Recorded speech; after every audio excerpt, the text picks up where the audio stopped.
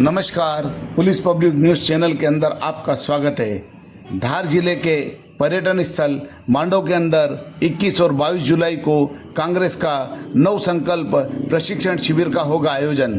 कांग्रेस के सभी विधायक होंगे सम्मिलित। सम्मेलन में राष्ट्रीय नेतृत्व के शीर्ष नेता के भी सम्मिलित होने की संभावना। नालचा विकासखंड के अंतर्गत पर्यटन स्थल मांडव में दिनांक 21 और 22 जुलाई को नव संकल्प कांग्रेस विधायक मध्य प्रदेश प्रशिक्षण शिविर का आयोजन किया जा रहा है। उसी संबंध में उज्जैन जिले के महिंदपुर विधानसभा के लोकप्रिय विधायक दिनेश जैन बोस मांडव की ओर जाने से पहले नालचा में कांग्रेस के वरिष्ठ नेता मनोज ग्वाल के निज निवास पर आए। कार्यकर्ताओं ने स्वागत किया।